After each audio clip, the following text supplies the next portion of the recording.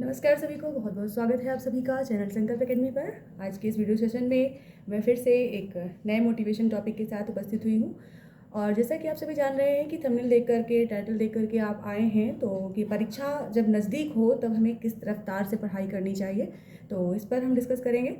यानी कि आपकी परीक्षा जो कि 18 जून को नेट की परीक्षा होने वाली है, तो उसमें आप अपना जो बेस्ट टाइम जो आपका बचा है, आज 11 से लेकर के 17 के बीच का जो आपका 6 दिन बचा है, उस 6 दिन में आप क्या क्या रिवाइज करें और कितनी स्पीड से करें जिससे कि आपकी परीक्षा निकल जाए, यानी कि आप उसमें सक्सेस पा जाएं।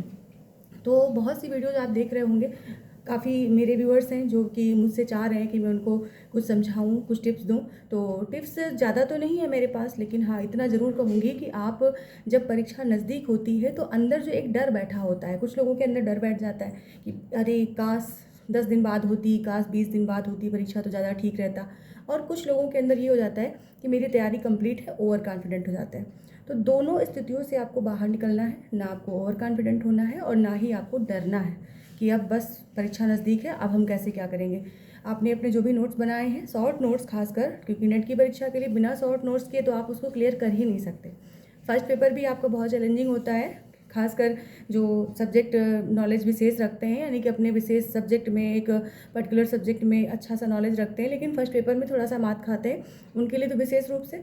और दूसरी चीज़ कि जब आपने जो शॉर्ट नोट्स बना रखे हैं उनको बस फटाफट रिवाइज करने का ये टाइम है, उसमें बस जल्दी जल्दी रिवाइज करिए। और जितना ज़्यादा हो सके बस एक नज़र, सरसरी नज़र से आप देखते जाइए।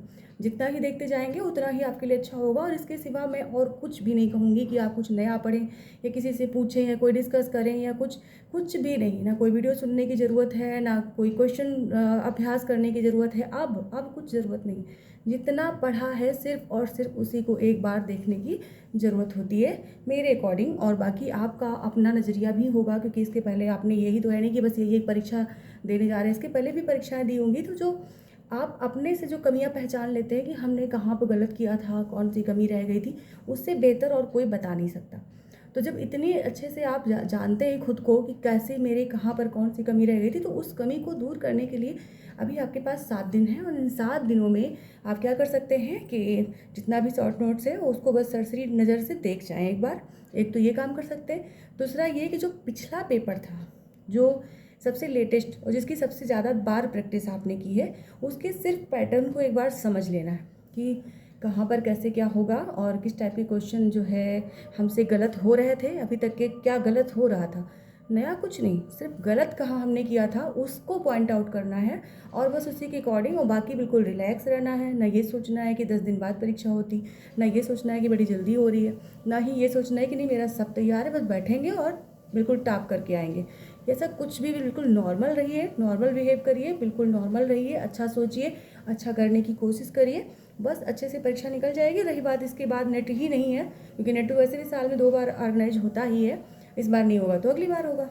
और इस बार तो सबसे बड़ी बात ऑफलाइन परीक्षा है हिंदी सब्जेक्ट की, तो ऑफलाइन में थोड़ा सा आपका दिमाग ना ज़्यादा तेज़ दौड़ता है, अच्छे से कर लेते हैं, क्योंकि जो पैसेज वाला क्वेश्चन होता है उसको स्क्रीन पर इधर उधर करने की ज़रूरत नहीं पड़ती है, बाकायदा अच्छे से पढ़ लेते हैं, अच्छे से क्वेश्चन पॉइंट कर लेते हैं और फिर उनको लिख लेके उनके जो है एक तरह से रफ कार्य करके और फिर आप अच्छे से कर लेते हैं। तो ये एक प्लस पॉइंट है आपके लिए कि इस बार ऑफलाइन परीक्षा है। दूसरी चीज़ कि इसके बाद जो परीक्षाएं होने वाली हैं, संभावित जो है सितंबर अक्टूबर तक की आपकी टीजीटी पीजीटी जो परीक्षाएं होती हैं उत्तर प्रदेश की, वो भी होने वाली है। तो उनके लिए भी अपनी एक रणनीति बना के चलनी है और अच्छे से यही रूटीन, कहीं ब्रेक नहीं लेना है कि नहीं ब्रेक कर लें बस अब हम इसके बाद नेट दे के आएंगे फिर आराम से तान के सोएंगे, बिल्कुल नहीं।